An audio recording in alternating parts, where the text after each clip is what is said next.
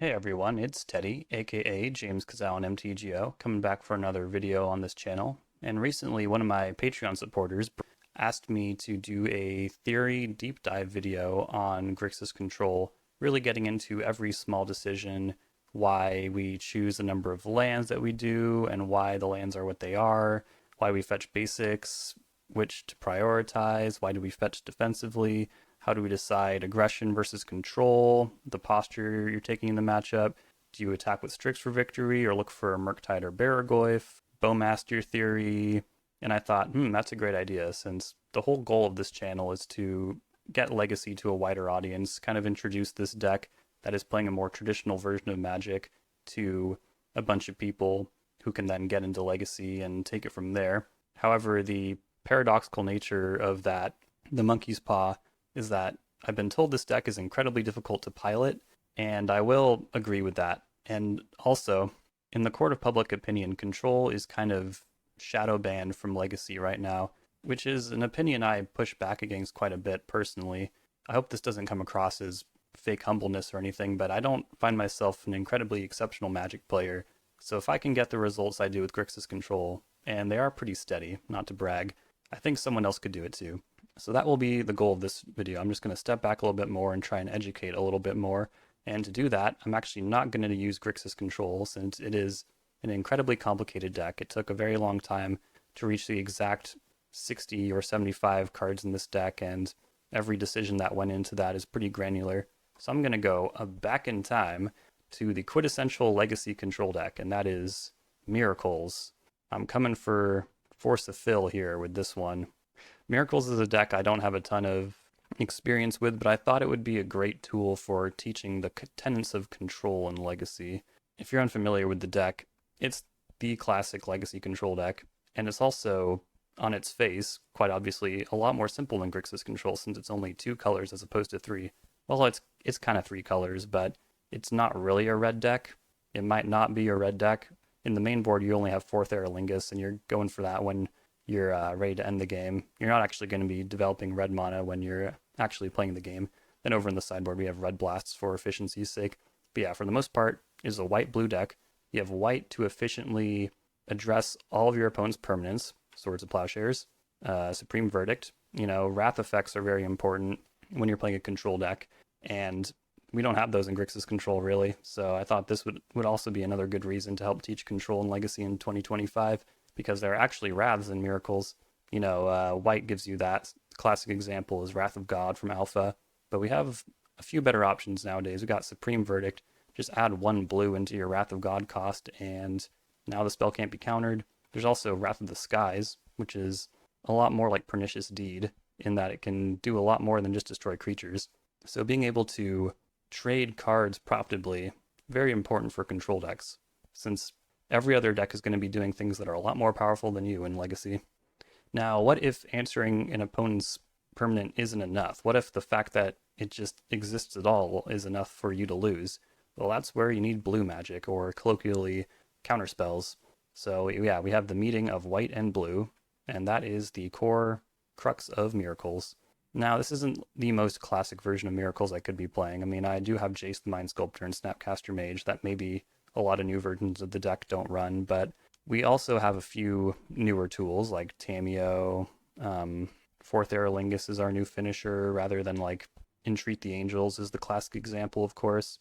Terminus, I guess, would be the classic sweeper as well, but yeah, I think top of your deck manipulation is not as relevant, or not as prevalent in the strategy as it used to be, with just Brainstorm pretty much doing that these days. So I thought I would just hop into a match here on MTGO and really break down every single step of the way here. And I'd like to focus on 3 core tenets that I think you should always be thinking about if you want to pilot control in Legacy in 2025. And that is resource development, what posture to take. Are you trying to actively win the game, or are you trying to stop your opponent from winning the game, in the most simple breakdown of that? And then the third one is threat assessment, because you really need to pick which cards you want to fight over. You're not going to have an infinite number of removal spells or counter spells. So let's hold on to those 3 tenets as we go and play these games and see if they can help guide us to victory. I think that's about it. I think most of these choices seem pretty self-explanatory. Triumph of St. Catherine in the sideboard might look a little weird, but it does have lifelink, so I think it will be good against aggressive creature decks. It can be like our very own Baragoyf. Cool. Yeah, let's get in there. All right, folks. All right. So another important thing when you're playing Control is evaluating your opening hand, and for the most part, you do want to hoard resources since your opponent's deck is probably going to be better at generating resources than yours since we're playing on such a fair access. But I see a hand that can generate a lot of resources. We see a way we can potentially stay alive with Swords to Plowshares. We have both colors of mana, and they're also both basic. So instead of deploying Tamiyo, I'd like to know what I'm up against. Identifying your enemy is also incredibly important when you're playing Control decks. The opponent has a Tamiyo. We can probably assume this is a tempo deck, and Control versus tempo, it's a classic matchup, and you're going to want to really be able to take advantage of cards that are good in the short term for the tempo deck, but bad in long term, like Daze. If I can invalidate Daze, it's kind of like they're playing with a 5-card hand instead of 6. So instead of using Swords to Plowshares right now, I'm just going to untap. I'm going to play this basic island, and then we're going to go get a basic Plains and cast Swords to Plowshares targeting Tamiyo. Now, even Tamiyo is a 0-power creature. Another way you can lose is by getting out-carded, or lose to your opponent's overwhelming card advantage. And Tamiyo will start doing that even just one turn after it gets cast. So in terms of threat assessment, Tamiyo is priority number 1. You need to take that out. I'll cast Ponder. If I had to guess, this is probably Tempo Reanimator. Supreme Verdict could be okay against that. If they get an Atraxa and are able to also get Force of Will, at the very least, Supreme Verdict will put Atraxa in the graveyard where they can reanimate it again. Nethergoyf. Alright. Now we can talk about which posture we want to take a little bit. If we actually wanted to push forward and start winning the game, we'd play Tamiyo, but I think that would validate cards like Fatal Push in their hand. I think it would be better if we get them to shuffle away their Fatal Pushes. And this top deck of Brainstorm is incredible, because it allows me to cast it, possibly just shuffle these 2 Tamiyos away, and then start thinking about a different plan here. I want to hold on to the Supreme Verdict, but I also don't want to take damage. I think casting Swords on this Nethergoyf is 100% fine. So we'll put Tamiyo on top, Supreme Verdict after that. Hiding cards is also very important when you're playing against a black deck in particular, and Supreme Verdict represents the most card advantage for us out of all these cards. Snapcaster Mage might, of course, but Supreme Verdict is like the X for 1 that can't be countered, so we'll hide that one on top, play out this Plains, and then cast Swords to Plowshares, targeting Nethergoyf. Another card we'd rather hit with Swords to Plowshares rather than Supreme Verdict, since they're able to cast it from their graveyard. Now, a secret control technique on MTGO is doing things like starting to play the match 3 minutes after it actually started to get your opponent on tilt, and then you can expend their patience and eventually just win, because they'll start making mistakes. I'm just kidding. That's not a real control technique. If anything, you want as much clock as possible, because you'll be making more game actions. They seem to have another play. Dauthi Voidwalker. So if you've noticed, our opponent has put forth a threat every single turn of the game, which can be very hard for control decks to keep up with, but we're doing okay. And we're not going to give in to Wasteland either. Now, if I want to be purely mana efficient here, I could just cast Supreme Verdict, trade with Dauthi Voidwalker. It's a done deal. But I think I want to try and get them to Fatal Push this Snapcaster Mage.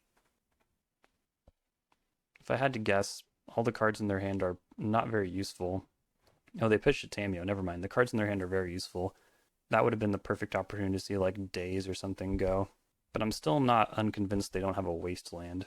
Pretty sure they have a Wasteland in there. Currently there's another Tamiyo on top of our deck. We're going to try and not draw that. We're hoping they deploy at least one more creature here, so Supreme Verdict can get a 2-for-1, but they don't. That's very unfortunate. Not sure why they're not deploying more threats. Tempo decks are famous for deploying a threat every turn, usually. No matter. Alright, still going to hold on to this Prismatic and or a Supreme Verdict because I really want to get a better exchange on that. And still, we're not the aggressor. They still have 3 cards in hand. We gotta run them out. I'm not ready to play my Tamiyo yet. If I was playing Grixis Control and didn't have like such a powerful catch-up mechanic like Supreme Verdict, I'd probably play out the Tamiyo and just invite them to try and remove it and avoid it with Brainstorm. But the fact that the Stealthy Voidwalker is on the field means they could do that and get blown out at their own convenience and then attack Tamiyo, which will only have 2 loyalty. Alright, once again, there are no threats on the battlefield. We're back to ground zero. We just really want that exchange, you know? Okay, here we go. There's Orcish Bowmasters. I'm not going to cast Brainstorm. This only really goes wrong if they Thoughtseize me. At which point, it's okay to Brainstorm. We'll take a lot of damage in the interim, but we just need to hide that Supreme Verdict. Perfect, yes. Will you play one more creature? No. Okay. Back to basics. Normally pretty good against tempo decks, but the blue-black tempo decks are kind of revolutionary in the fact that they can operate on basic lands. It's not like even blue-red Delver that needs all of their lands to be able to make blue and red, so back to basics is quite good against those decks. Not really the case here. We can't afford to take this damage. We'll cast Supreme Verdict. They can escape Nethergoyf though, so I'm pretty sure their last card is Fatal Push or Wasteland. They put a card on top. I can't imagine they're prioritizing something like Fatal Push at this point. It's probably a cantrip. But yeah, they're making sure to get their Nethergoyf escaped, I think. I'm also kind of interested in removing their mana. So maybe this is a good opportunity to cast back to basics. It's an effectively double Stone Rain here. They could have used Daze to turn this into a Lotus Petal, but they did not. Alright. Now the next goal will just be untapping with Tamiyo. But like I said, I don't think there's any chance that they prioritized Fatal Push at this junction. It could have been left over. They're going to Thoughtseize, that's fine. I assume we will lose Brainstorm here. This has the unfortunate side effect of making their Nethergoyf a 3/4 again, as they were previously missing sorcery in the graveyard. This is a high priority target for Swords to Plowshares or Prismatic Ending, which I should be able to find once I untap. Symbolic Block. Narset is not bad either. We'll cast it and activate it.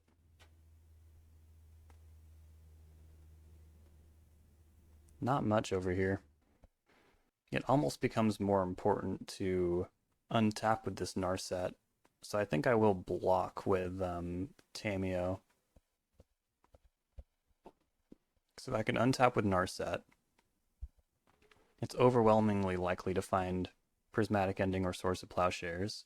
Narset stopping their Tamiyo from being effective.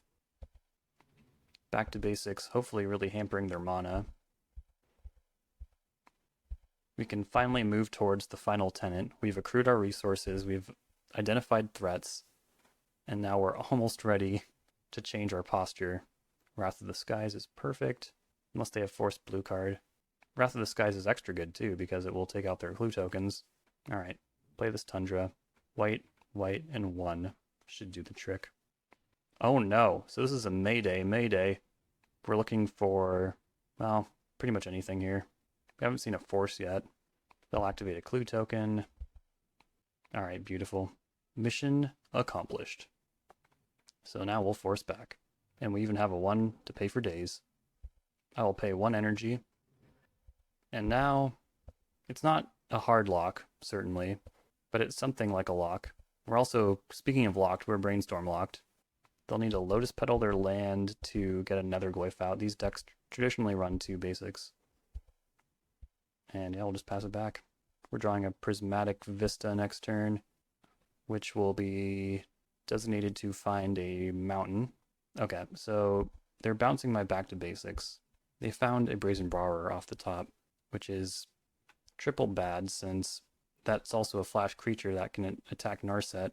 So we're back to the other posture. Fortunately, our opponent just punted, But they still have that Brazen Borrower. It's a big problem.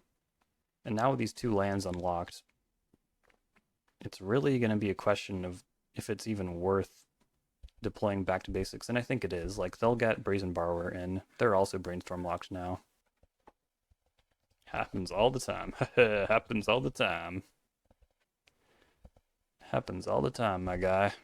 Alright. Bluffing is also very important when you're playing control.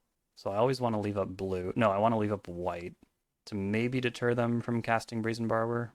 But they're going to do it anyways. They need this Narset gone really badly. But I'm hoping that they just play their Brazen Borrower. Okay, they don't. Nice. Mission accomplished. They're saving their mana. They're going to cast it now. So I would have to destroy my own back to basics if I want to raft this Brazen Borrower. So what I'm hoping for instead is a nice 4th Aerolingus off the top. Not quite. I think retaining Narset is going to be more important. So we'll do it. And then we will take... No Ponder? Alright, take Brainstorm, I guess. Fuck a Bowmasters. Now, Mystic Sanctuary, in a more traditional Miracles build, that's when you'd be putting, like, Entreat the Angels on top of your deck. But I guess it works just as well with 4th Aerolingus. Card scales quite well. Alright, they're not escaping Nethergoyf. So I assume that I'm going to get Bowmastered immediately when I cast this Brainstorm. It's going to be great. No? Alright. Play Narset. Part 2. Pick up maybe Narset? No, there's 4th Aerolingus. That's what we wanted. And pass it back. Even though the board is controlled, but they still have 2 cards in hand that we have no idea what they are. Things are pretty frickin' dicey, but we're kind of at the point in the game where we don't have time to waste. Our life total has been run down. We gotta go for it. They have a Wasteland. That's potentially 1 less creature with 4th Aerolingus. But it also is representing a hardcast Force of Will. So how are we gonna do this? I think we gotta slow down. I think we need to readjust our posture. I can't activate this fetch land. I think I need to use Teferi to bounce Brazen Borrower, and then they won't be able to recast it since Teferi will be established. We gotta put more hooks in, folks. Ugh. And I'm gonna use my mana sources that are susceptible to Wasteland. If they hardcast Force on this, we're just gonna have to cast 4th Aerolingus. They're gonna Wasteland in response. Alright, seems like they don't have Force of Will. Alright, we'll bounce Brazen Borrower. Folks, we're safe. We can't afford to wait around any longer. We've locked out huge swaths of their deck, their counter magic, their cantrips, and now we have pressure on board. We've officially changed postures, and we even drew a blue card for Force of Will, and they can't talk back thanks to Teferi. I think we let that resolve. It's just so incredibly likely that we'll be able to find a way to address this. Alright, now when you're playing against a Wasteland deck, it's very important to prioritize using mana sources that are susceptible to Wasteland. So I'm going to start by activating or casting this off Mystic Sanctuary. And then Jace the Mind Sculptor is cool, but we just need to address the board here. So we'll cast Snapcaster Mage using the red, since we already cast our red spell. And then target Swords to Plowshares. We will be giving them a little bit of life, but we will recoup it in the long run. Okay. This is kind of what you're hoping for, is your opponent to eventually concede. Yeah. And that's how you play control against blue-black tempo. Now when you're sideboarding, we want to look for weaknesses in my opponent's plan. And the big one is that they're just attacking me with creatures, so we want to be able to beat their creatures, or have better creatures than them. Triumph of St. Catherine is a better creature than most of theirs, so we'll bring that in. We'll also want a Red Blast. We don't have to compromise our resource generation, back to that first tenet, since we're running a basic mountain. Those will come in. Then we also want another Supreme Verdict. You saw how good it was in that situation, in that matchup. As far as cards you don't want as much, you'll want to trim on your curve a little bit when you're fighting this deck, since they run days. So Jace the Mind Sculptor, unfortunately, not for this matchup. You can even consider cutting what few threats you have, going down 1 Tamiyo, because it will make their Fatal Push into a dead draw. I think I'm comfortable running just 1 in this situation.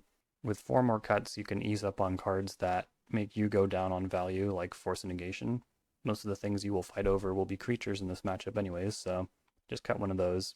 And to that end, we're able to address everything they put forth, so we don't really need Force of Will. And as you saw, they barely care about back to basics. I'll keep 1.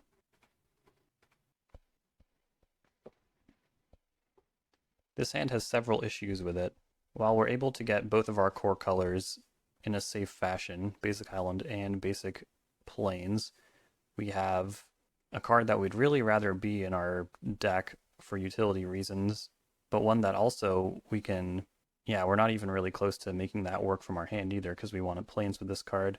That being said, we have Snapcaster Mage for card advantage and Ponder to help us find the tools we need, and having more resources is paramount. So yeah, we will keep this hand and hope to dodge a turn 1 Tamiyo. Dang it. That was a bad draw. We're set on lands, and this is another land we really want to be in our deck. Yeah, we'll shuffle that. We don't want lands, and we don't want a 5-mana spell. We get another land. We're likely going to lose this game due to our poor draws. We're still forced to ponder next turn and try and end this card advantage engine that is Tamiyo. And now they can punish that line with Orcish Bowmasters, but instead they're going to use Brainstorm to turn Tamiyo into a Planeswalker, which is actually quite good for us, since now we're able to cleanly answer this with Prismatic Ending, not worry about getting that blown out by Brainstorm, and also they're not going to generate more clues because this Tamiyo is transforming. There's a lot of things to like about this. The downside, of course, is that they sculpted, but also we're able to answer anything they do, just about. If they Thought Seize me, it wouldn't be the worst thing in the world. Another Goyf would add another angle of pressure. They're going to take Ponder here. And yeah, we'll just have to hope to actually draw something. That's not good either. It's pretty rare that your Ponder and draw steps do not come up with anything you want. It's at this point you need to actually show a crack in the facade, which is unfortunate because you never want to show any cracks in your facade when you're playing control. But this is so threatening that we need to drop the facade a little bit and play out a resource that is weak to Wasteland in hopes of finding a card to help us stay in this game. I don't think Dress Down is good enough. They're going straight for the ultimate. They must, I think that tells us they have Force of Will, because we're a deck with so much removal, and Narset not to mention, that it'd be so easy for us to just stop this. We can just stop it. It's easy. That being said, I want to give them the opportunity to daze me, and I don't want Narset to get dazed. Cast Ponder. They do have the daze, so I was correct to not cast Narset there. And now we're hoping they just use Fatal Push on the Snapcaster Mage, and that the way is clear for Narset to lock out this -7. And they did not keep on their Surveil. It's looking good so far. Ponder. So we're hoping this does not find Force of Will, and if it does, we're hoping to find our own Force of Will off the top of our deck. We're also hoping to not get hit with a Thought Seize here. They don't shuffle. And yep, they're going for it. They're doing it. And they'll draw a card. So we don't have to worry about Orcish Bowmasters. Ooh, that is very bad though. This is what I was talking about. We were forced into a compromising position, so we had to compromise on our first tenet of resource generation, which may have been unwise. Alright, so both lines lose to Force of Will. Only one loses to Daze. So we will be Pyroblasting. Okay. We can assume that, as cool as it would be to have all the learning experiences, I think given that our clock is at 8 minutes, let's just try and win the next game because they're about to draw 22 cards. Now, if I had Force of Negation in my hand, which wasn't even in my deck, but if I did, I would have done that on their upkeep. So I could force back. That's another important thing about control decks. You really need to do your best to invalidate as many of your opponent's cards as possible.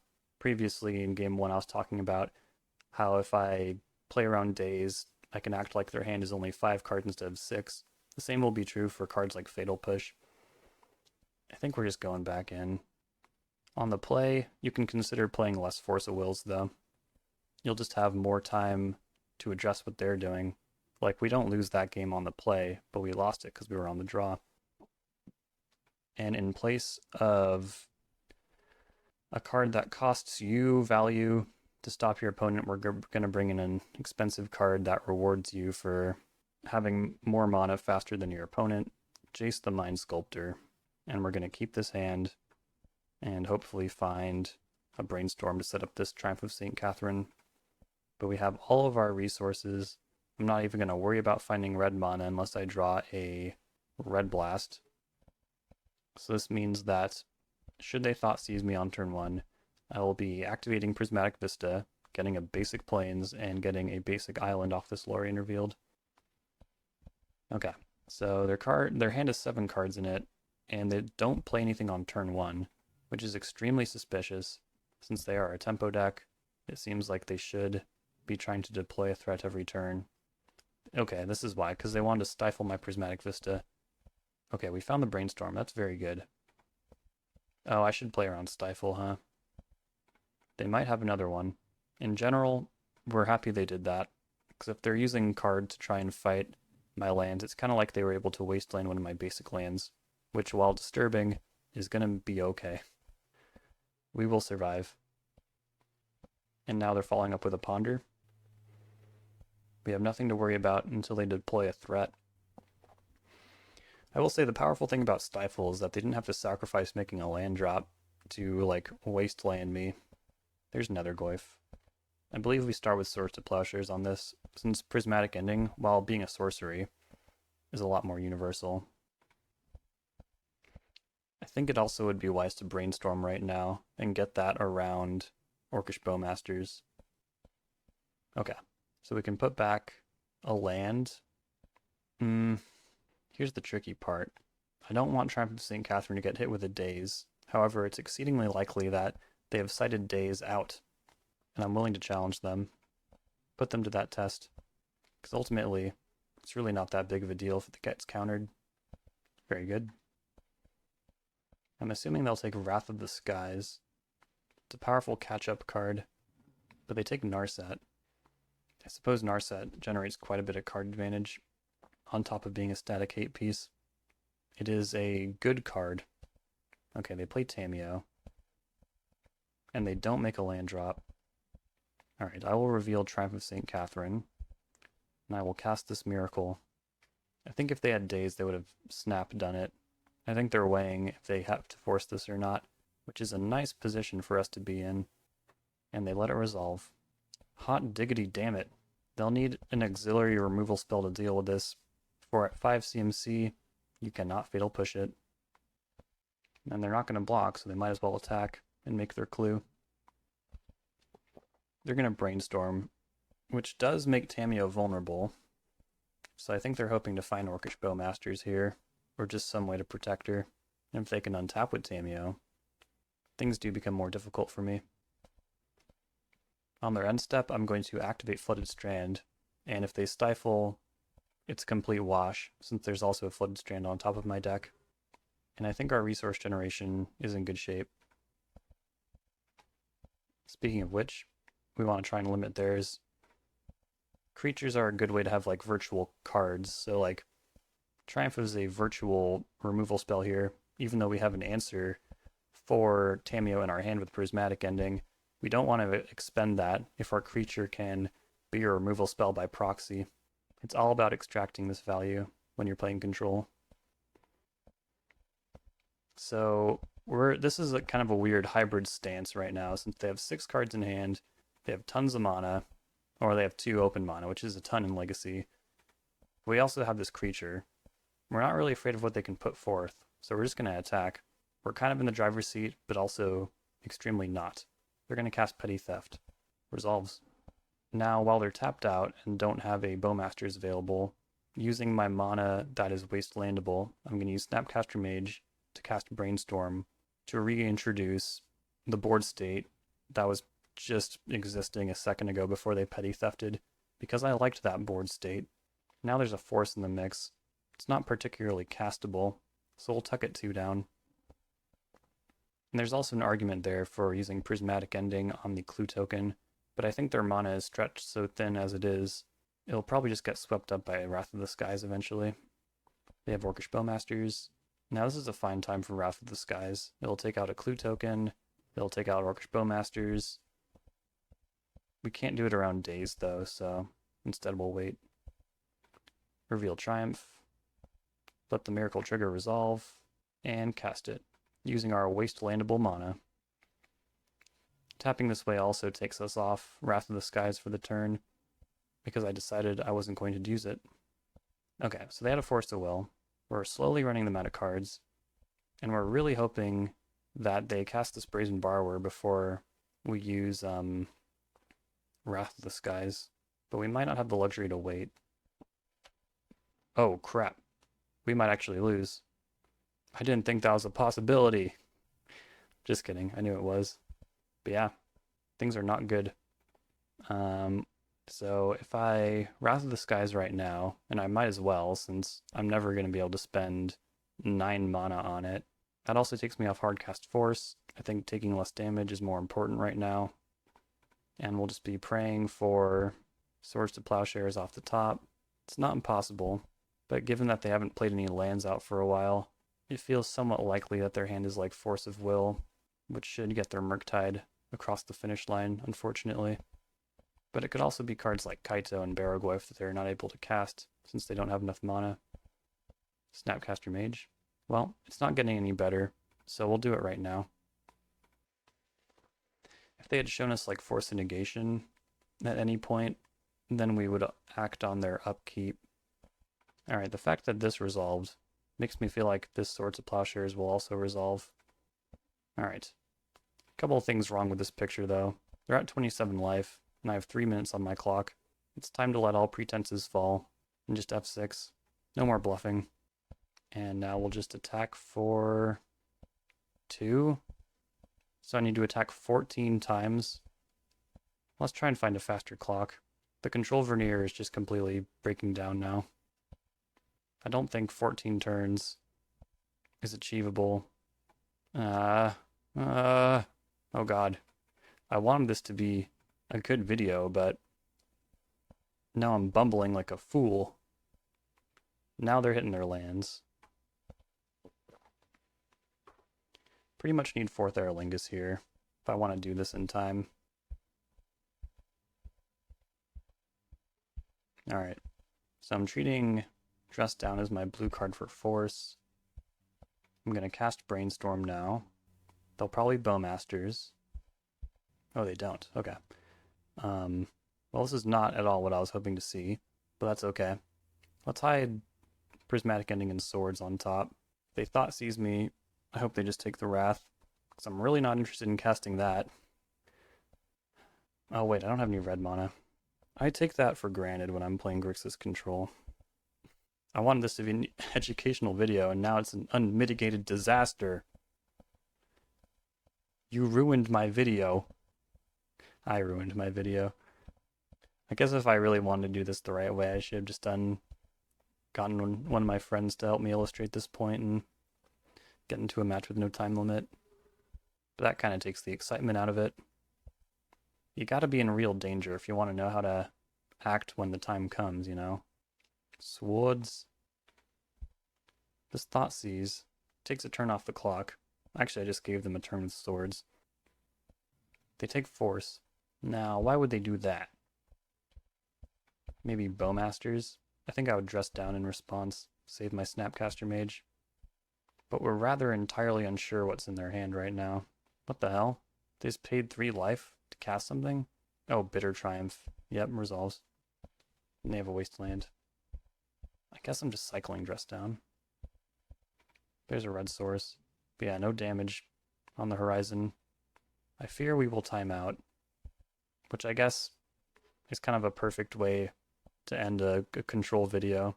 You will time out. Never mind. Shit. I guess the only way they could really stop this... Oh wait, I don't have double red. Oh, ass. Shit. Leave up a basic. Bowmasters. Hard to care about that. Hydroblast. They tapped 2 for that. Okay. Fair enough. Since 4th is like the way out of this game for me, I think I will cast Wrath of the Skies. And then we'll just F6 our ass off. Actually, my red mana is so choked that I feel like if they play Murktide here, I'm definitely going to want a Red Blast in the end step. Crazy that they brought in Hydroblast against me, but I guess 4th Airlingus is just so unbeatable that you gotta. Also, we're in this really weird spot where they do need to come to us in a sense. Any fetch land that gives me Mystic Sanctuary could be a win. And just another Pyroblast. Curses. Curses. Alright. This is just what I got. I will probably time out before I can do it. But we shall see.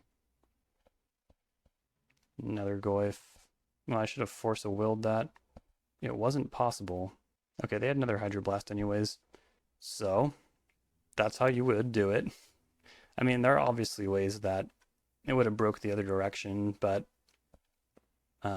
yeah. Hopefully that was very instructive. We're going to do another one, of course. I feel like it kind of broke down towards the end since clock became a bit of a consideration, but we did finish the game fair and square. They would have, yeah, they counters this. I probably Prismatic Ending the Nether Goyf. Yeah, I guess it would have kept going. So, yeah, clock got in the way, or I got in the way of myself when I couldn't start playing the match when it started. All right, cool.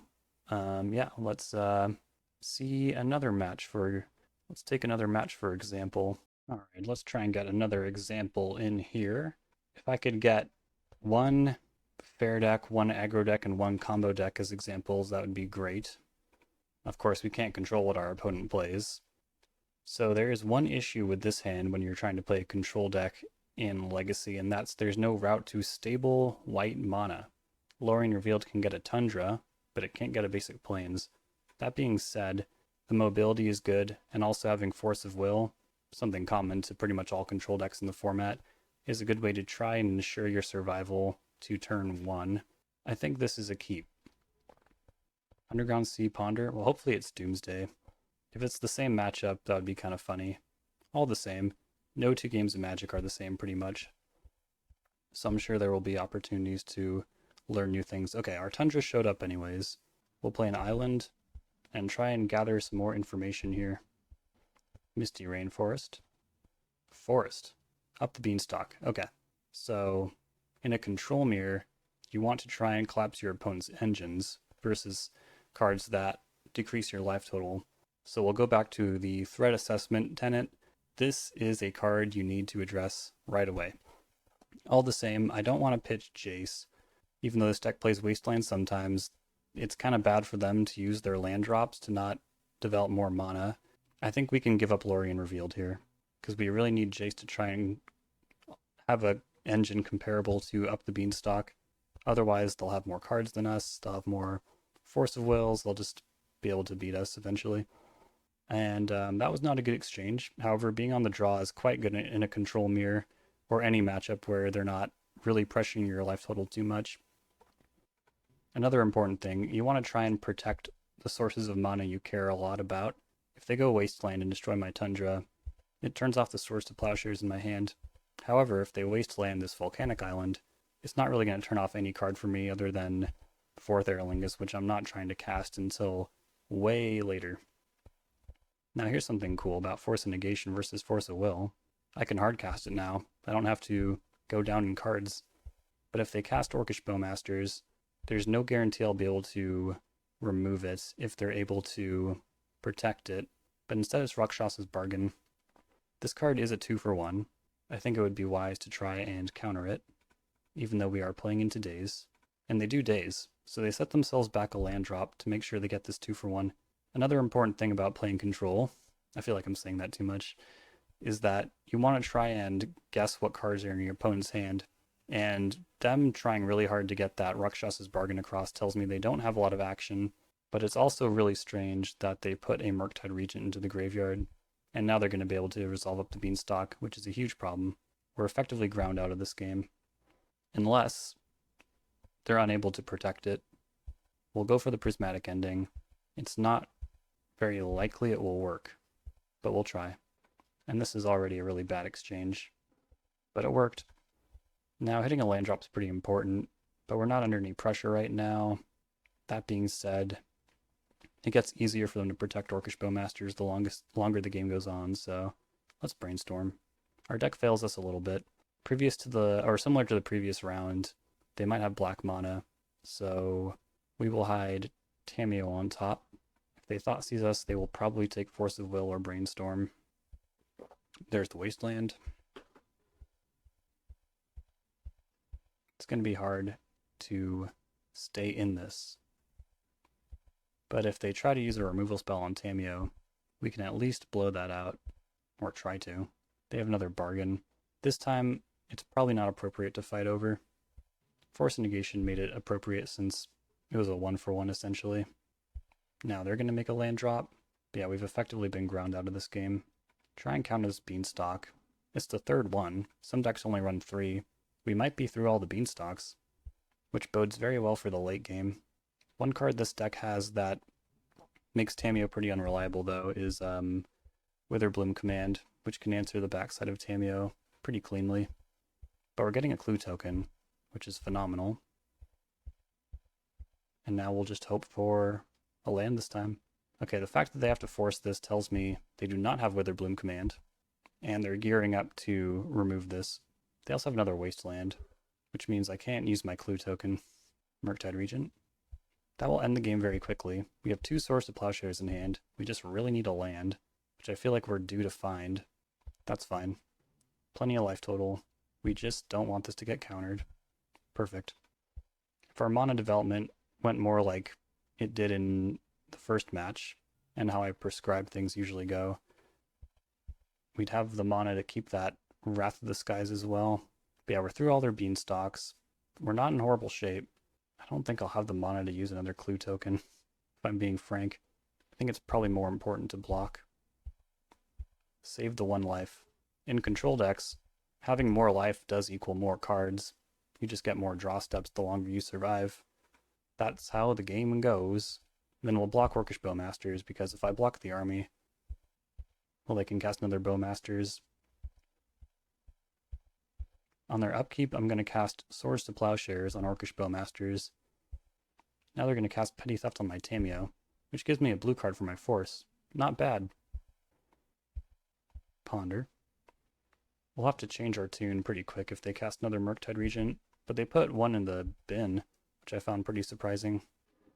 I think I would go as far to use Force of Will on another Orcish Bowmasters as well.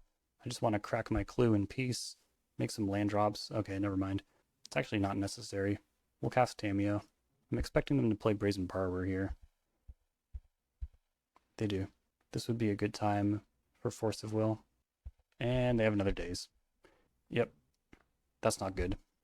I'm not at the stage where I feel like I want to chump block, but it's getting close. Well, if I'm not blocking this turn, I'm just going to block the next turn, right? I'll at least make them expose their Bowmasters, I suppose. But they don't have it. I suppose that was obvious. They do have Witherbloom Command. Fortunately, they did not drain us, which would have given them lethal next turn. But I also understand wanting to just make more land drops and not lose to something like Swords of Plowshares here. Or not lose, but, you know, it bought me another turn anyways. But it looks like they're going to be able to get over the line. They just generated more card advantage than us this game. They were able to cast their Rakshas's Bargains, and we were not able to play our Narsets. But not getting dazed would have gone a long way, that's for sure. Watery Grave is very interesting. They have Endurance. We can go to the next game.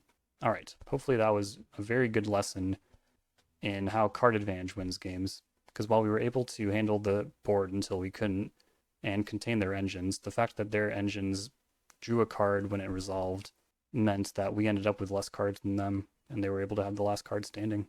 Not to mention, Orcish Bowmasters is just very good against miracles, and kind of the reason why the deck isn't really seen anymore. We'll take Supreme Verdict. And Triumphant St. Catherine, since Fatal Push does not answer this, and having more life would have been really nice there. We'll also take Blood Moon. a couple red blasts, but we don't need that many. If I can compare this to Grixis Control for just a second, we don't need every single red blast for Murktide Regent, since we're playing Source of Plowshares, Teferi. There's a lot more ways to address Murktide in this deck, which is very nice. Harbinger of the Seas, and we didn't see Uro, so I think we'll call it there. I'm really concerned about this Watery Grave though. I don't know what that is up to. I guess we'll find out. As for cuts, oh man, what do I cut? I should have thought about this before I started filming. I think Dress Down is a safe cut here. One Narset. Our 3-drop slot is getting a little crowded here. One Back to Basics. I think Blood Moon will be more effective. Maybe the Wraths aren't that important, or Wraths that are counterable. Actually, Wrath of the Skies also takes out Up the Beanstalk. Sorry, I wasn't planning for this to be part of the video, just me trying to figure out how to sideboard against Bug Beanstalk. I'm supposed to be the authority here. We can also trim a land and a Snapcaster Mage to respect Endurance. Alright, hand looks good. With a hand like this, you want to navigate the game to a state where you are effectively stopping your opponent from being able to play spells at all, and a Force of Will help us do that. When you're in a control mirror, sometimes the best stance you can take is a really aggressive one, and that's exactly what I'm going to do. Given the cards that are in front of me, it's time to just rocket towards a Blood Moon, protect it with Force of Will, and make sure they can't play the game. Alright, now I'm going to offer them the chance to daze this Ponder. If they don't take it, well, in that case, I'll just take this Island and Brainstorm right now. Put back Wrath of the Skies. It will be very hard to cast under Blood Moon, and then put the Blood Moon on top. We will hide it. Normally you want to do that in like response to a Thoughtseize. You don't want to be tapped out in your opponent's turn. However, Orcish Bowmasters is a card that could really pressure us, and then if they have a 4/4 army attacking you every turn, what good is your Blood Moon going to do? The basic Swamp is unfortunate. Up the Beanstalk. We won't care about that card if they just can't cast spells, but we also get very punished if they have Daze. The Daze will get our Blood Moon anyways though, so once again, Up the Beanstalk has put this more traditional control deck on the back foot, which is unfortunate, but just how things go sometimes. Alright, well, here we go. Hope this works. It didn't work. But they did have to use a Force of Will, so we're more or less keeping even here. They have a Witherbloom command. Fortunately for us, they milled over a Murktide Regent and an Orcish Bowmasters. 2 less threats we'll have to deal with, and if I top deck a land, we can just throw down Jace and try and take the game over that way. But instead it's just Tamiyo. We'll try it. Yeah, we'll just keep the threats coming. They have a play. It appears to be Murktide Regent. I'm going to let them go to their end step. Hopefully they'll spend more mana. They don't. Veil of Summer is a card that does not protect Murktide from Red Blast. And it worked. How about that? Okay. It's a little risky to play 4th Aerolingus here, but I suppose Jace is just as risky. But I think they would have fought over that if they could. Well, that worked pretty well. We'll attack with both and leave Tamiyo back as a blocker. I'm now the Monarch. There's the Orcish Bowmasters we were expecting, and they're electing to destroy one of my Knight tokens. From here it's going to matter a lot if they can keep the Monarchy. Rakshasa's Bargain. I mean, I don't think they have a 1-mana creature. Oh, but they had a land. And they have Murktide. Alright, it's really going to come down to whether or not they can protect this Murktide. Damn, Supreme Verdict would be so good. But I do need to have the Monarchy before I play that. Well, let's make a land drop. Get a Mystic Sanctuary. Put, I don't know. How about Force of Will on top of my deck? Cast Jace the Mind Sculptor. Daze. Alright, you know what? I think we can scoop it up. This older kind of control deck is not really keeping up with this newer model from a card advantage standpoint. Orcish Bowmasters representing 2 bodies in 1 card is doing a lot of work here. And the fact that they get to retain the Monarchy means we're just going to be incredibly behind in cards. Even though Supreme Verdict can help catch up a little bit, it's just not going to do enough work. Hopefully that was informative. All right. Hopefully we can have a demo against a combo deck, because that would be aggro in round 1, control in round 2, and then if I can show a combo progression, that would be a nice little trifecta for this video. We're up against KSS Waylander, who could be playing a combo deck, we'll see. And yeah, the mulligan makes me feel like maybe it's true. Without really knowing what we're up against, but with only one Surveil land in the deck, it's still important to try and develop our mana the safest way possible. Basic Swamp, Thoughtseize, it's certainly possible. This could be a combo deck, in which case it's kind of a meme to say like, oh, you just always lose game 1 against combo decks. It's not always true. Most of the time it is true. That's what sideboards are for in really polarized matchups. Why did I just do that? Whatever. Talking and playing at the same time is hard.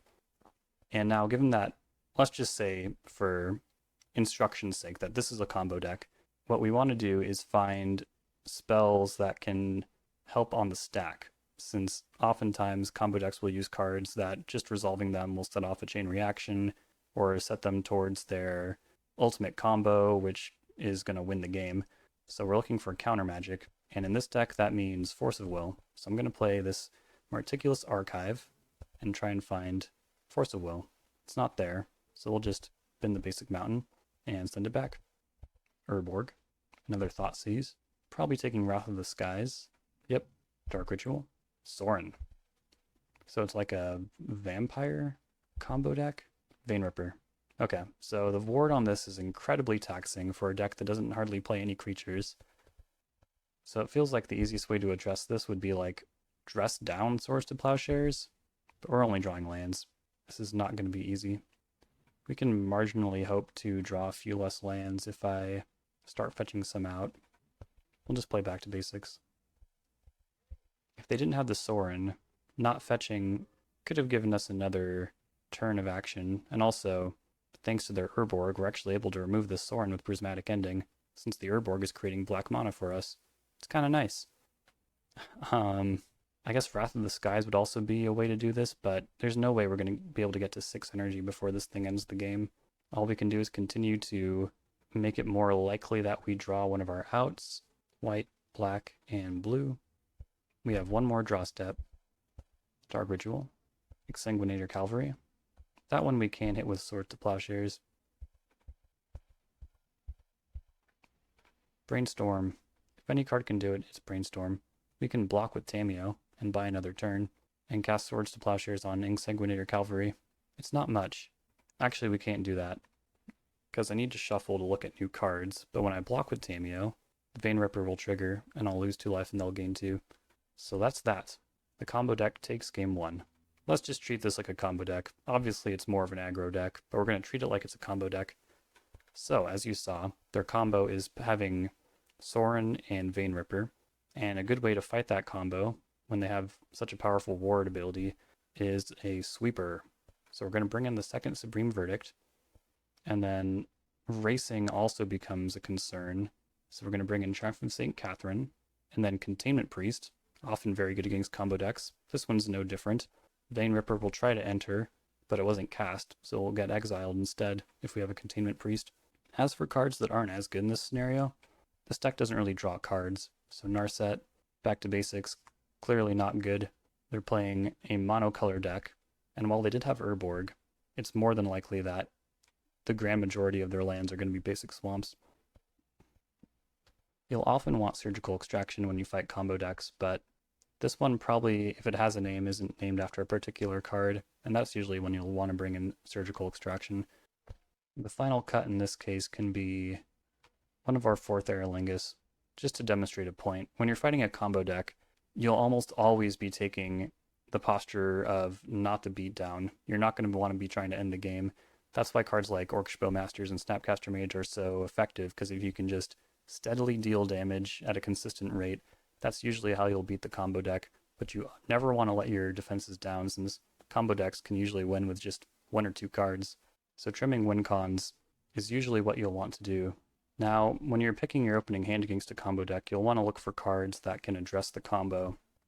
This hand has no Force of Will, but also keep in mind, they are a deck with multiple Thoughtseizes, So if you mulligan too far down, you might just not have enough resources to keep up with your opponent. So for that reason, I'm going to keep this hand. Combo decks will usually often mulligan as well, and they have Leyline of the Void. We'll start with a Tamiyo. I'm expecting Thoughtseize here, and they will probably take our Brainstorm. Yep, our best draws are definitely land. Ponder or Brainstorm are also fine draws. Great.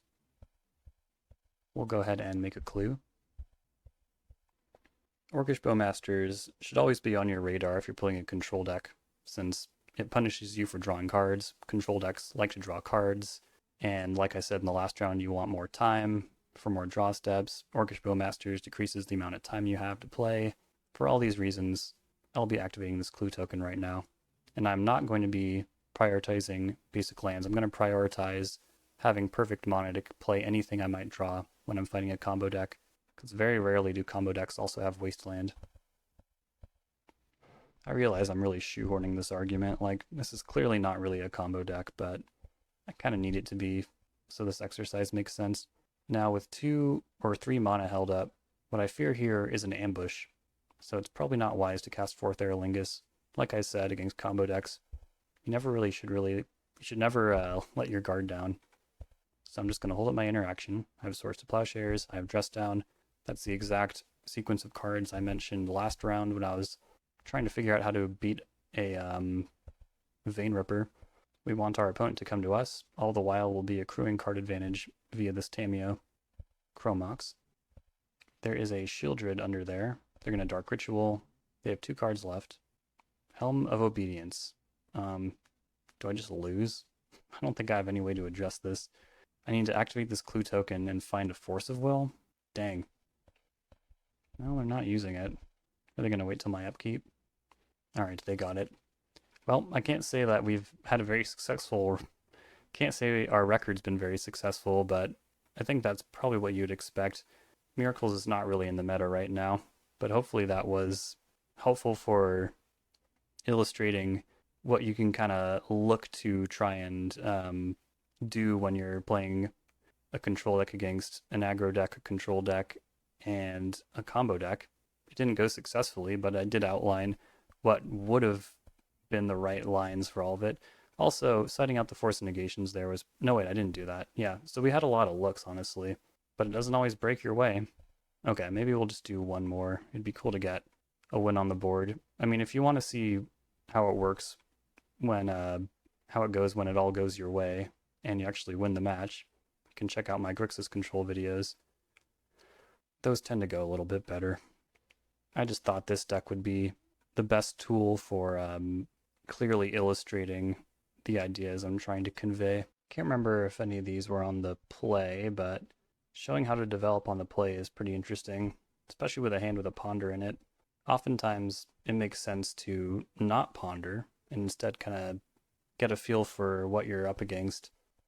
And with 2 prismatic endings, it's safe to say I think I'll be able to convey some classic control energy with this hand. No promises about winning, though.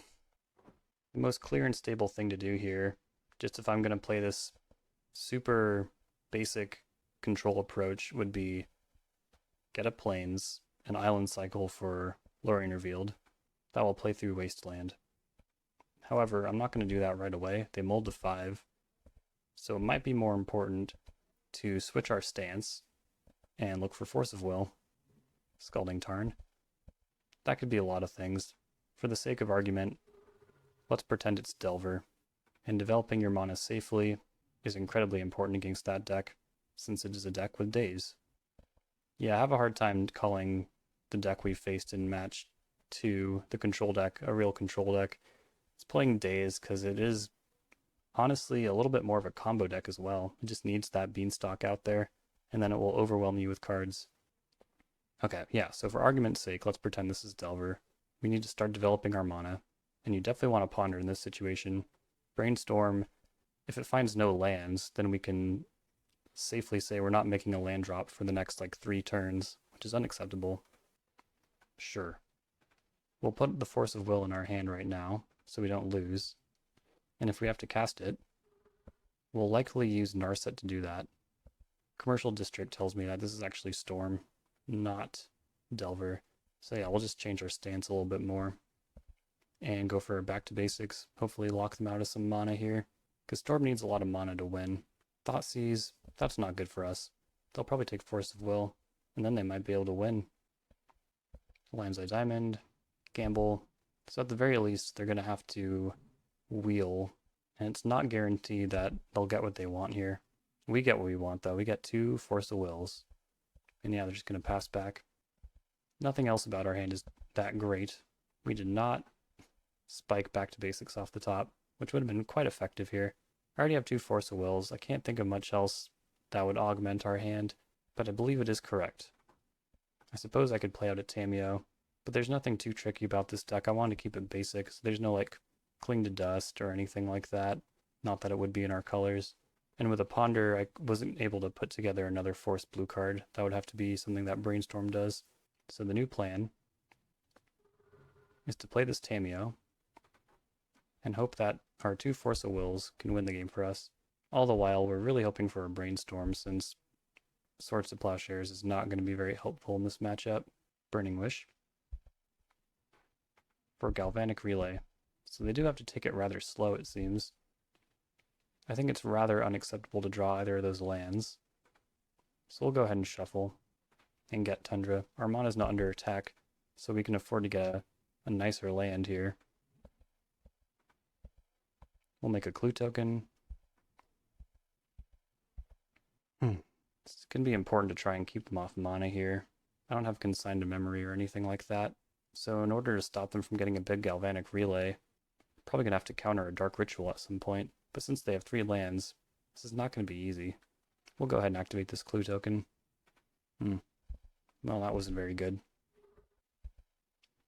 It's also very dangerous to try and interact, since we might just give them more Storm. Dark Ritual. This would be the card I'd have to counter. So instead, I guess we'll just save our forces for after Galvanic Relay, which is quite sad. They'll probably overwhelm us with card advantage at that point, but we don't really have another choice. It's not like countering that Dark Ritual would have done a single thing. They have 3 other mana showing right here, and their Storm End's there, so it's not the worst. Echo of Aeons, Lotus Petal. Oh, what the heck? Thoughtseize, and Lotus Petal. Okay. Wrath of the Skies. By casting this, we will lose our own Tameo, which is not great. We will destroy their Lotus Petal and their Mox Opal, but mana does not seem to be an issue for them one bit. So I think what we should do is cast Lorien Revealed and hope to hit another Force and another blue card. At minimum, it should get us another blue card. It will also transform Tameo. Blue card has been replaced. This also will make it difficult for them to win with Empty the Warrens, if that's another route they're going to try and take. We'll discard both lands, or no, Swords of Plowshares and Meticulous Archive here. Having a land that enters tapped is not going to help at this junction. That Thoughtseize in Exile is very bad for us, though. That means if they have a Veil of Summer, they can do pretty much whatever they want. Mana is a little bit of a concern, seeing as they'll have to spend 6 on Echo, it looks like. But it's not impossible for them to do that. That's likely what this pause is. They're likely counting their mana. Fighting Storm in particular, you need to choose what you want to fight over. Sometimes it's correct to fight their mana, but in this scenario they have quite a bit of that. So it's much more appropriate to fight their card advantage. Artist Talent does not accrue card advantage, but it does at level 2 give them mana. I don't think we can afford to fight over this. Going back to the threat assessment, and I think it's important to keep them in the dark as long as possible here. Yeah, that's really bad. We need to counter that as well, because when they wheel, we need to be able to counter their spells, or else we will lose. They're going to keep going here. They declined Artist Talent, so the 2 cards in their hand are what they want. They just need to decide whether they're going to go for it or not. And hopefully our bluff was good enough. Could have just been 2 Mono Rocks, though. They might be casting a Echo here. Okay. Echo it is. The second one gets a lot easier to cast when you cast it for 6, since they will have essentially a Time Twister in their graveyard. Alright, good news, we've been wheeled into a force. It gets pretty likely at this point when I have so many lands out, but Artist Talent is going to give them quite a few looks. But yeah, they're just passing. Now it's time to cast Back to Basics, and hopefully severely hamper their ability to, oh, there's another force. Very nice. Play the game. Let's brainstorm first. Okay, well, I would be giving up on double blue card here, but maybe that's okay. Or wait, no, I wouldn't. We just do that. 2 levels of protection, extremely necessary. There we go. That should lock out a lot of their mana. In fact, this might be every land that produces mana in the deck. It's usually just a lot of fetch lands and like 5 dual lands. And now we just look for 4th Aerolingus and try to win the game. That's pretty much all it is at this point. We're not doing great so far, but that's okay. We'll get there eventually. It is important to destroy these 2 enablers though, so we'll do that. And pass it back with double force. Now it's still entirely possible for us to lose from here, but we should definitely be trying to go for a win. I think countering this Dark Ritual is kind of dangerous, but this Besiege the Mirror, certainly worth countering. And they'll scoop it up, even though we have no win con. And it doesn't look like one was coming. I guess Snapcaster Mage could do the trick eventually. But yeah, I think that was a more successful illustration of what you want versus a combo deck. Alright, now we're going to bring in Consign to Memory. Hydroblast is actually pretty relevant here because not only do they have Burning Wish, they have Gamble and Song of Creation. Surgical Extraction can really hamper their consistency, and then Red Blast if we have enough cards to bring out. Swords to Plowshares, certainly leaving. Supreme Verdict, also certainly leaving. We don't need that to combat Empty the Warrens when we have Tamiyo. Like the cases are like small enough in either direction. Dress down can go. Back to Basics, while being a quintet Stone Rain, is not usually going to be very good. It's usually way too slow. So if we can expend the blue cards, which we certainly can, got 30 blue cards in this deck, we should cut them. They're too slow for the matchup. And then 4th Aerolingus is also an acceptable cut, but to that end, you should probably just cut Jace. And that looks good enough for me. Could also trim this mountain, but I guess you'd only have 2 red sources at that point. If there is a game 3, I think it's very appropriate to bring in Charm from St. Catherine to apply steady pressure at a low rate of 2 mana to give them less time to win. Not to mention it can probably just solo Empty the Warrens on its own. Alright, so this hand is very good. Not only does it have Force of Will, but it has Narset, which turns off their central engine of Echo of Aeons. We also have Red Elemental Blast that can do the same thing. One awkward thing though is that this will get Basic Mountain. Oh, that's another reason to never cut Basic Mountain, because of so many Prismatic Vistas. It'll turn off any white card I draw, which I guess is only really Prismatic Ending, and our opponent is a competent Storm player, not going to expose any of their artifact mana before they're ready to use it. But they also seem a little hampered. Okay, never mind.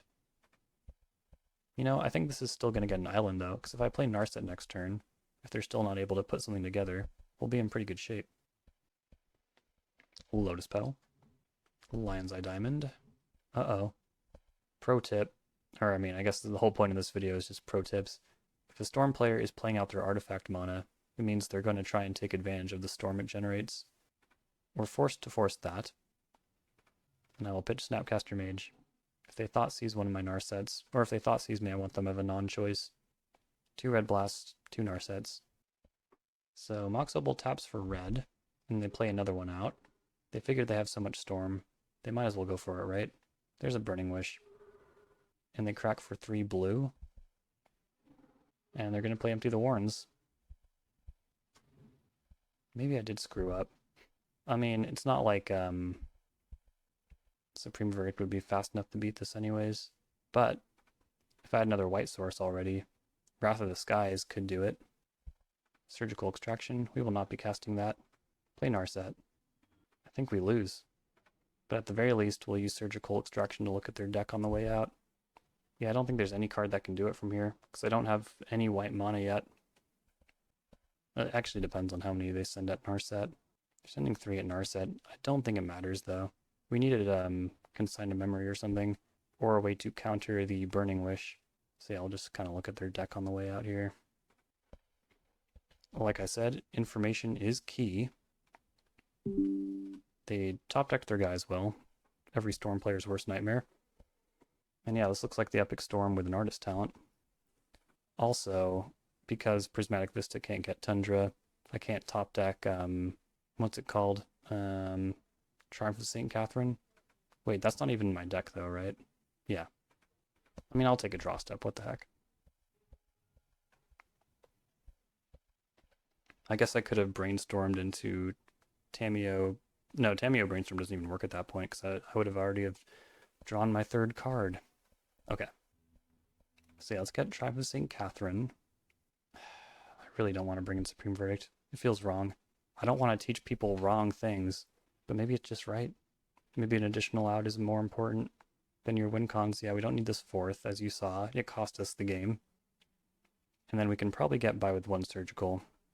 Looking at this deck, it has a lot of ways it can win. Beseech, Burning Wish, Tendrils in the main board even. So outside of specific situations like Thoughtseize, which we don't have in this deck, I don't think Surgical is going to work here. Even with some help from Snapcaster Mage. I should have thought about that a little bit more. Oh wait, but I didn't even know it I was playing against, so... Okay, this is a keep.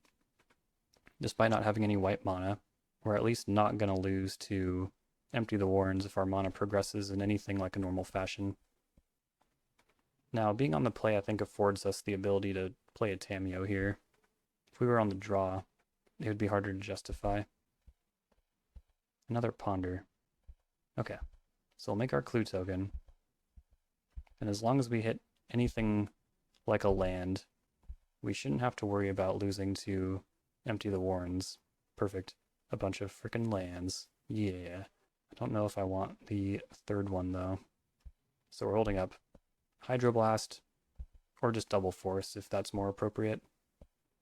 But them going for Commercial District kind of tells me that Burning Wish or Gamble might be in our future.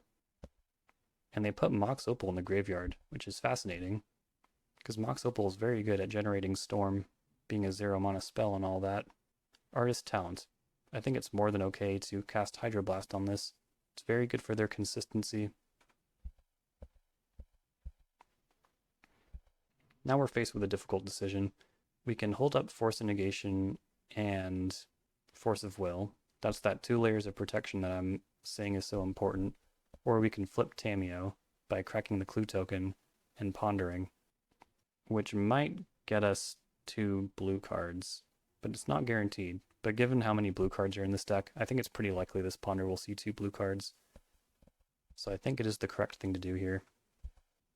I hope I'm not wrong. Shuffle first, of course, because there's currently a basic Plains on top of our deck, which I'm wondering if I should... Yeah, I should get this Plains, because then Wrath of the Skies is also available to us. What did I tell you? 2 blue cards. One of them's really good, actually. Consign might be better than either of these options. Does that mean I'm not flipping Tamiyo? I mean, that was counter the point. Yeah, that was counter the point.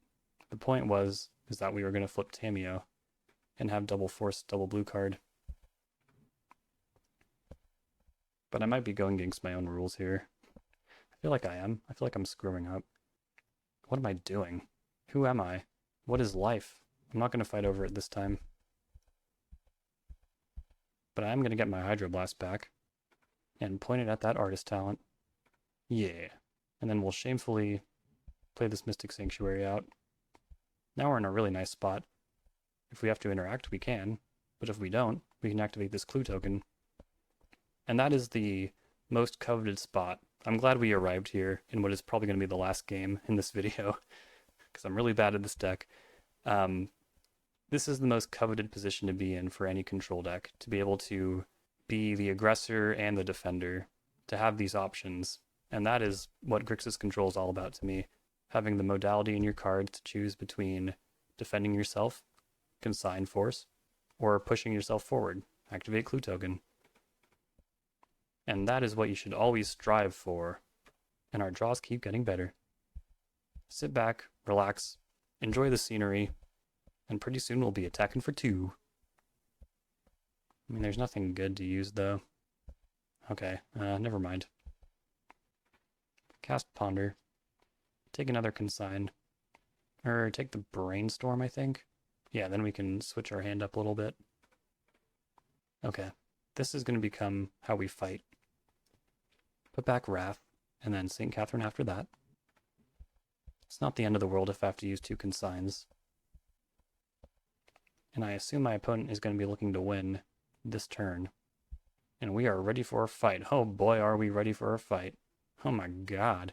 Beseech the Mirror is probably going to get Veil of Summer, so we'll let that happen. They did not bargain. Now I'm kind of wondering if it's even responsible to cast Triumph of St. Catherine. The game will be over either way. What if I just need Consign, Consign, Snap Consign? Yeah. I think that's better. I'm trying to teach here. And we really want to top deck a blue card so we have double force on top of all of that. Hold on, that's too many... Yeah, it's too many cards. You can't have an 8-card hand. Okay. We're ready for a fight. Oh wait, no, yeah, this makes sense. We have Consign, Consign, Snap, Consign, if we use planes to pay for the 1 Snapcaster's cost. And then, Force blue card. Force blue card! I'm feeling quite good. Oh! I clocked that. Yeah. Okay. Wow, I feel like a fool. You know what? That crosses the line. I'm gonna knock you out. Do I even need this land? It would be Consign, Consign, Narset. I don't need the land. I can't think of a single card that would make this hand better. In terms of what this deck does, like, I have 2 Consigns. Maybe a 3rd Consign, then I wouldn't be able to cast it. Send it back. This hand's perfect. I dare you to beat me. You can't do it. Yep. I saw your whole deck. I know what you're capable of. This is what not to do, by the way. Always be willing to acknowledge that you might be able to lose. That's an important thing when you're playing control. Acknowledge your own ability to lose. So I guess I can throw in a hard cast Force Negation. I think I'm going to take Teferi. That turns off Beseech the Mirror. My hand keeps getting better and better. And then we'll discard Supreme Verdict. Will we? No. We'll discard Lorien Revealed. You can't draw with Wheel or Artist Talent. You can't cast spells with Beseech the Mirror. If you've got a Storms, go ahead and brew it. In case you couldn't tell. Oh wait, no, I already explained this part. Yeah, this is the best position for any controlled deck to be in. Playing both sides of the coin. Heh, yeah. What could possibly go wrong? They're using these like diabolic tutors. So they're sculpting. They're probably about ready to go. But they have to get pretty, like, creative. Since Narset and Teferi are out here. I guess that is the best way to use Beseech the Mirror, honestly. With a Teferi out as diabolic tutor. Okay. Let's turn up the heat a little bit. Now my sorceries have flash. I think I just take a 3rd Consign. And what do I discard? This game is kind of devolved. Man, how did the educational video become the most deranged one on the channel? Keeping the Force. I'm keeping the Supreme Verdict just in case an insane breakdown happens. Do I even still counter these? Like, Consign doesn't care about Veil. Well, I think I do. Read 'em and weep, I guess. Or if you have Cabal Therapy, which I know they don't. I was probably supposed to force that as well, though. No, I took the Force of Will. But they need, like, 3 more of those, yeah, to get through. That's usually how Storm will be consigned. Just take it out with Thoughtseize. Okay, cool. I mean, I've come this far. I guess I might as well do one more, but my voice is getting tired, so... yeah. I really hope this is making sense. Here's this little special little treat for the final round here. We're up against Larson. And they're taking a mulligan.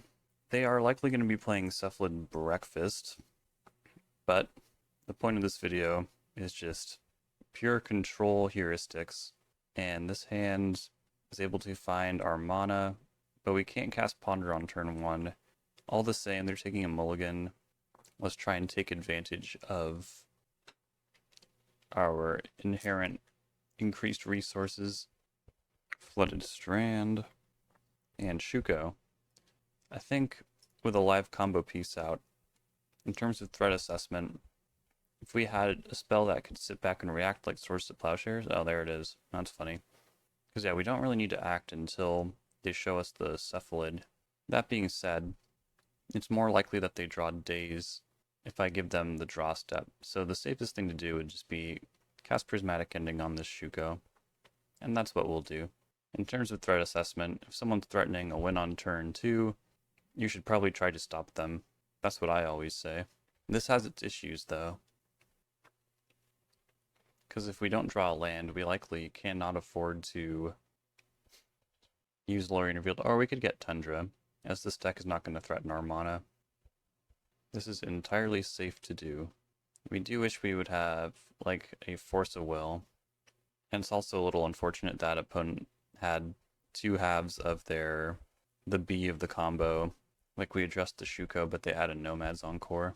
I have many Nomads Encore. So yeah, we're kind of in trouble here. Let's go ahead and Brainstorm. And while this doesn't look at very many cards, usually when you're playing a deck with Brainstorm in it, you want to take your draw step first and then cast Brainstorm to ensure you're seeing as many cards as possible and you get the best hand as possible. But in this situation, we really need to spend our mana. Things are scary. Okay, great. Force of Will is exactly what we wanted.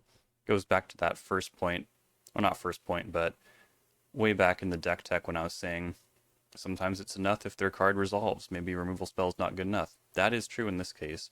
For if they resolve Cephalid Illusionist, even once we have priority to cast Swords to Plowshares targeting it, they can, in response, continue using Nomads Encore and win, essentially. It's probably most important to make these land drops. But Tamiyo, we can assume, is going to be kind of far away, since we're taking the defensive posture and not the aggressive one. Alright, so we'll see if we get to hang on to that Tamiyo or not. 4th Aerolingus? What if I change my mind? I don't know, seems kind of silly. But if the board is clear at the end of the day,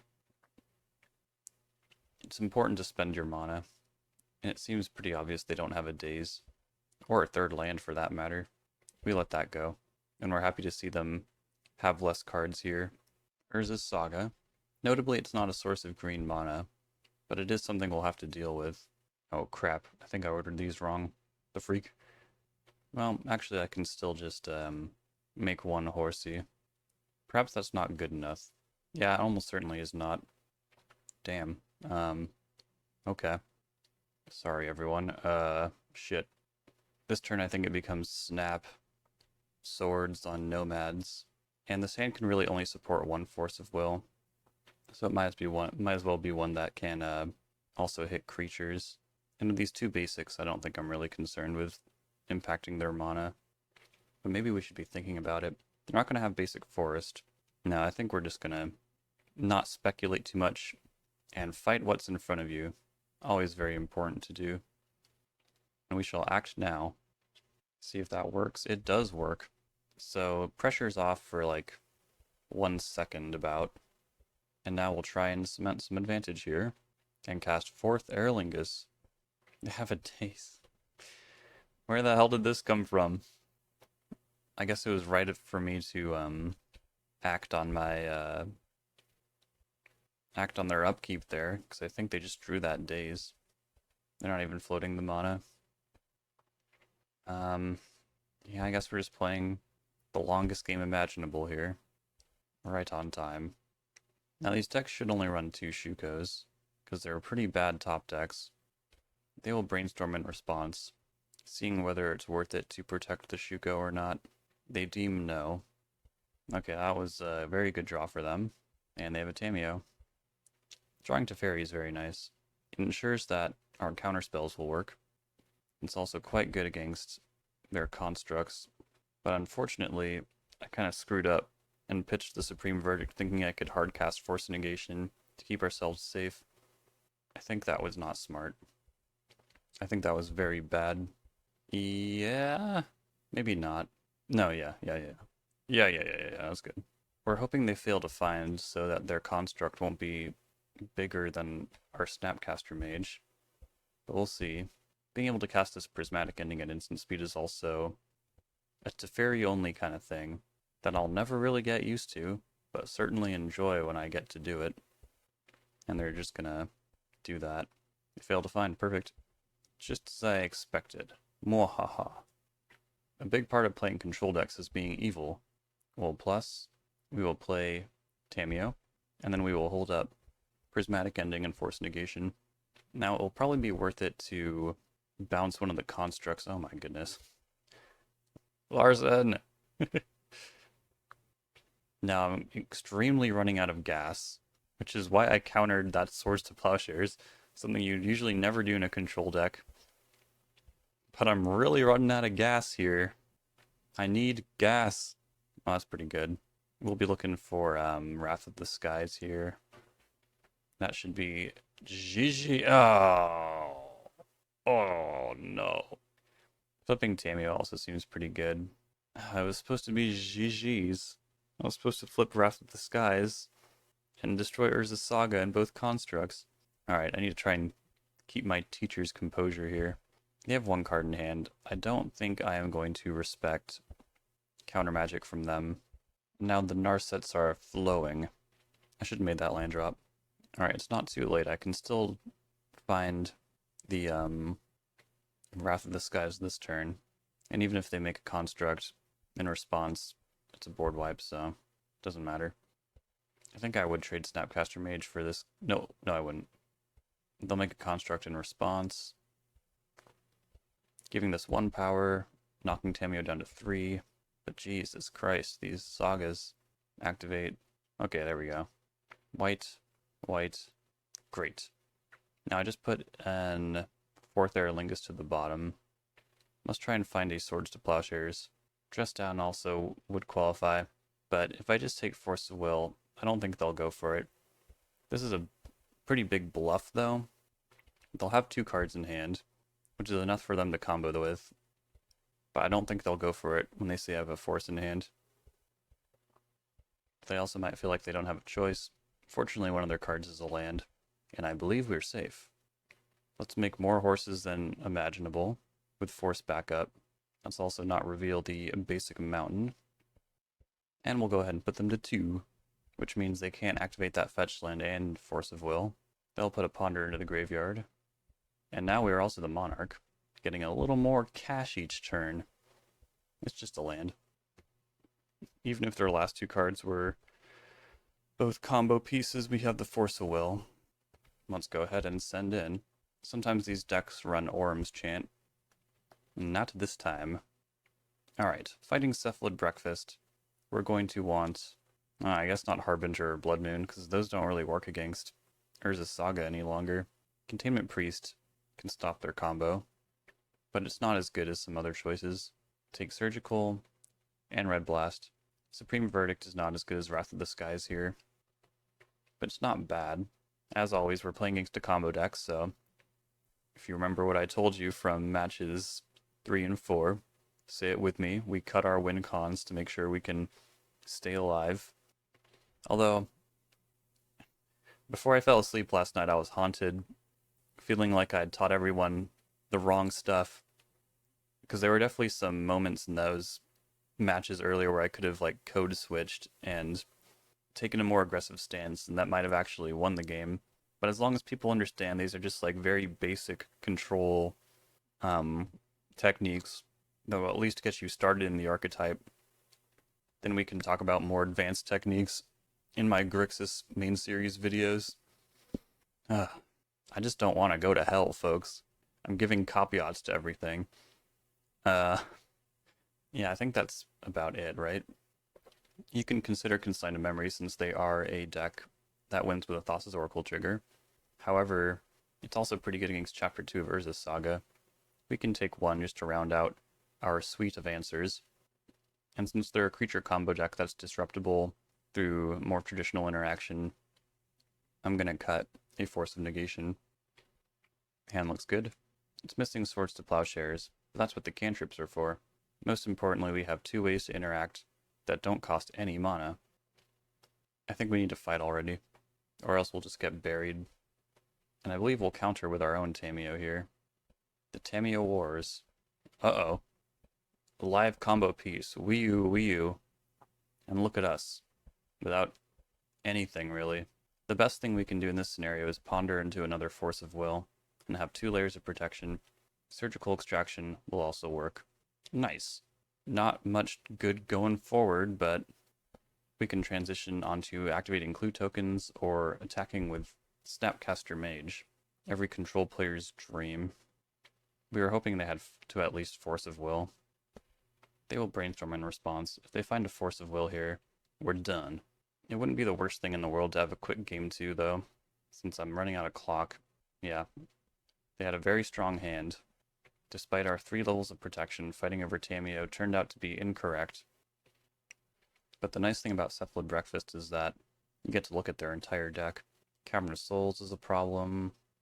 The presence of Cavernous Souls makes cards like Consigned to Memory and Dress Down more relevant. Looks like their sideboarding was incredibly light, though. Not seeing any auxiliary 1-drop artifacts. Still just the 2 Shukos. Now that we're on the play, we're even less dependent on cards like Force of Will and Force of Negation. I will bring in Containment Priest is actually kind of not a great... Well, hold on. Did they cut Swords to Plowshares? So yeah, we saw a couple prismatic endings, but no Swords to Plowshares. I am going to bring in Containment Priest. It seems actually pretty good. And we can trim a Narset. Again, we want to kind of trim our action spells in hopes of staying alive. Great. Look at all this removal, plus our ace in the hole, Dress Down. And because they don't attack our mana, we don't have to prescribe to the very safe resource development. We can get a land that makes blue and white mana. What a luxury. We can even get one that surveils. Meticulous Archive is the name of it, and we'll keep land drop number 3. This also gives us a Swords to Plowshares after we use Prismatic Ending on this Shuko. They're going to Force a Will pitching Memory's Journey.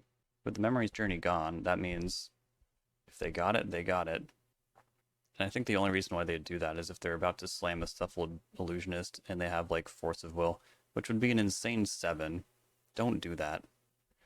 And we do this now so they don't get too many Shukos.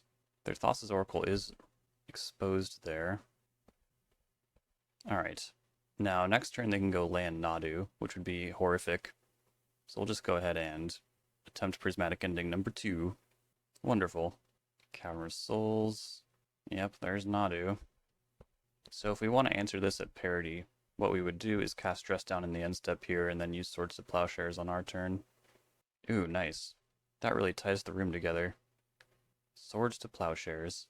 And now we'll play Narset, because they're likely going to try and rebuild with cantrips. All we need is a blue card. Great. We'll make it Brainstorm. That feels better to me than having a hand with 2 forces in it, because it's possible we won't even need to use Force of Will this turn. Ugh. Nadu. Prismatic Ending is not the best way to handle this, but I think it's what we've got right now. It'd be far too dangerous to introduce the monarchy to this game. I need a 3rd color. Red, blue, and white. Please don't flip a good thing. Prismatic Ending. Loyal Force back. So now their hand is Prismatic Ending, which they can't use on Narset at present. We're hoping they just top deck a cantrip. Seems to be what happened. Now we'll hold that. We don't want to give away that we just drew a land. Bluffing is important against combo decks, especially Cephalid Breakfast, since their combo is kind of all in. Super all in since they pitched Memory's Journey. Alright, it appears they have a Cephalid Illusionist, and they're exposing that because they want to attack Narset. Ugh. It could be the end, folks. Nothing you can do about flooding. That's the unfortunate thing about control decks. Sometimes you just will draw lands. Man, everything was going perfectly. They top decked the land, or the cantrip, after Narset was established. Ponder will shuffle. I'm wondering if they even still have this prismatic ending. We have a real shot here. Fetching to thin, not something you ever really want to do, but times are super desperate, and I probably should have gotten the mountain there, actually. Oh my fucking god. Alright, so we're going to use this. It's not a prismatic vista, so we can at least use Mystic Sanctuary to get some defensive measures back in place. But we're just a sitting duck right now. They will attack, probably checking for Snapcaster Mage. They ripped another Nadu. That is terrible. Oh man. I need a sweeper. And there's no cantrip in the graveyard. I don't think it's good enough to get one of these single removal spells. Like, it's functionally not very different if they get the other half of their combo.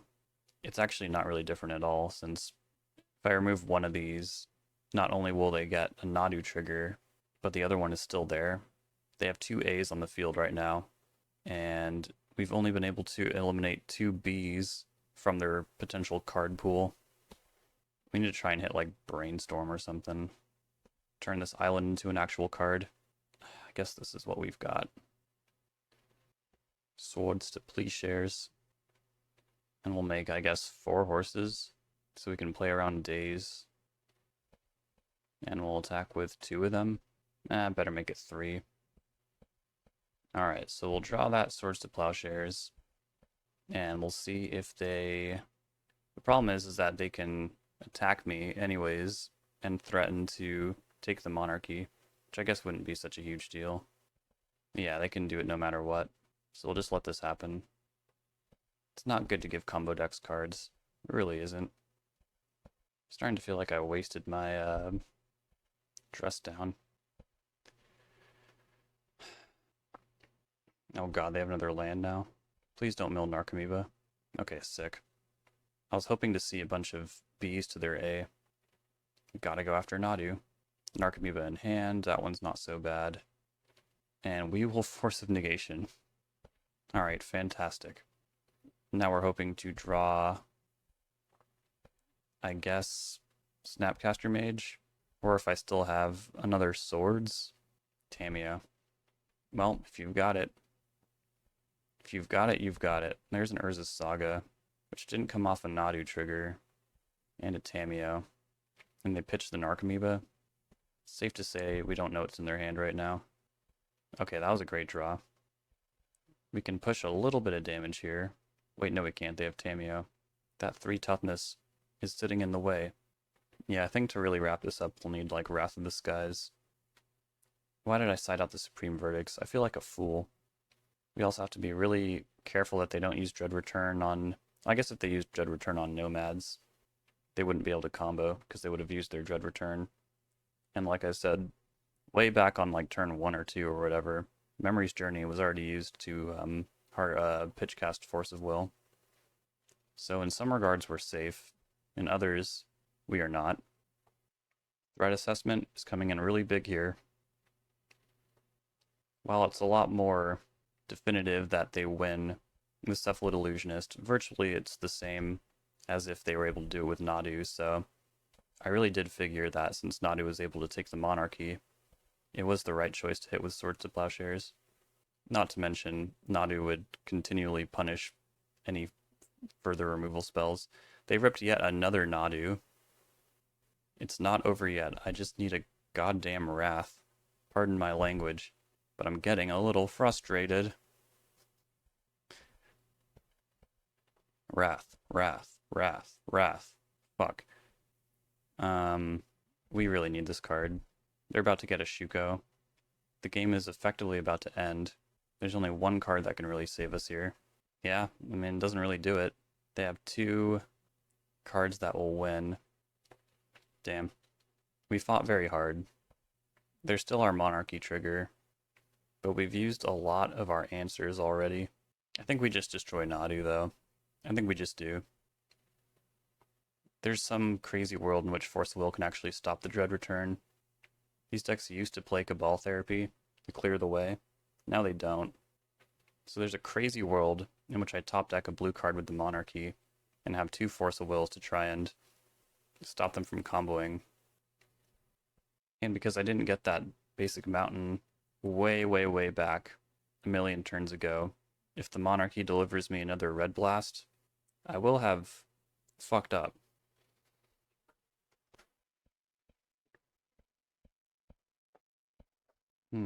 Larson's really tanking over this Tamiyo attack. Either that or we've declared war on Iraq or something. I'll really timestamp this episode.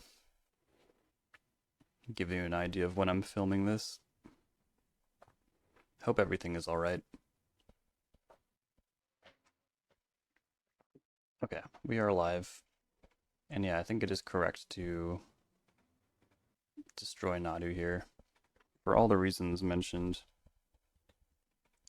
an hour ago or whenever that was. Okay, I flipped them a Ponder. And they'll target again using Illusionist. Prismatic Ending. That one shouldn't be a huge deal. That is the last Nadu. No more of those, please. And blue card? Swords? I didn't really want swords. Wait, hold on. Did I want swords? Maybe I did want swords. Yeah, okay. I think I cast swords here. I might give them a Narcomoeba though, so we'll do it on their upkeep. Ooh, they just milled a Shuko. That might have been their last Shuko. They'll draw a card in response. Force a negation. I can't let this slide.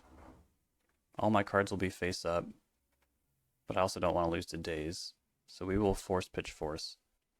And that's what I've got, baby. Milling that Shuko is incredibly clutch. And with any luck, they are out of win cons. Snapcaster Mage. Alright. Now we just need to deal enough damage to win here. Oh, I should have Snapcaster 4th Aerolingist. Now I'm screwing up. But yeah, Larson seems preoccupied. A player of his caliber wouldn't lose clock on Tamiyo triggers.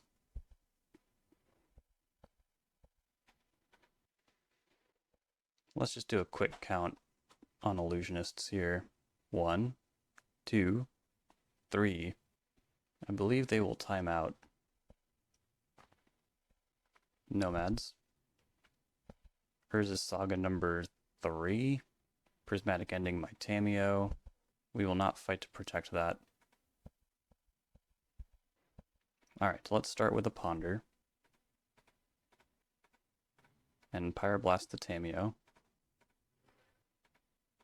And then I think we just Wrath of the Skies to destroy the Saga and the Nomads, leaving up Snapcaster Mage, Swords to Plowshares, and then we'll shoot for a huge 4th Aerolingist here. Alright, ended up getting there. It was a pretty dodgy start, but I feel like once I started narrating less, I guess, and playing more, once it started resembling my other videos more, our record improved. And hopefully this was very informative. I think I want to take it back to what I outlined in the beginning of the video. Those 3 core ideas of threat assessment, what posture to take, what role you're taking, and your development of resources. As long as you're thinking about those 3 things, you should be able to have a working control match in the Legacy format. I don't think control is dead. I think it's a super fun archetype. I think it's healthy for the format. I think people like playing against it, finding ways to find the cracks, because it doesn't feel as hopeless as it does in like Modern, where there's no wasteland, there's very few free spells, and sometimes when you're just behind against a control deck and they're just drawing a bunch of cards and you can't deal any damage and you're just passing and they're just going draw go because they don't have a win con, it can be really frustrating. But in Legacy, the cards are so powerful that it's a lot more exciting. And I haven't played much Pioneer, and in Vintage it's even more exaggerated. But yeah, I'd like to see more people return to the archetype. I think it's very good for the format, and I don't think it's dead. And hopefully this video illustrated that, even though my record was not great. Hopefully I broke down each game well enough that you can imagine how, if the game went another way, you could have been successful. And more importantly than anything else, it's just fun. And if Magic isn't fun, I don't know what the point of it is. Alright, I'll leave it there. Please leave any comments or questions that you may have if you want to learn more about the archetype. And I'll still be working towards a video like this for Grixis control, but it's going to take a long time because, like I said, the deck is super complicated. I wanted to start with something just a little more like classically control, and also a deck with sweepers. So yeah, alright. I'll catch y'all next time.